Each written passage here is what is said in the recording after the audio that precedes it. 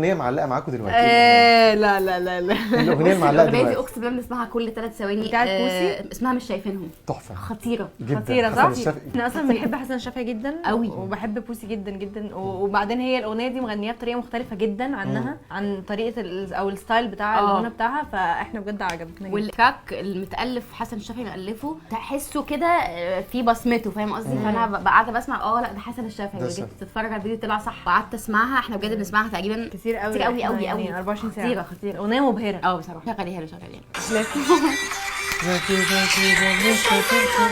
مهما يقولوا احنا سوا واحنا كده وهنفضل كده بيزعلنا بالهوا بيطيرنا واحنا كده وهنفضل كده.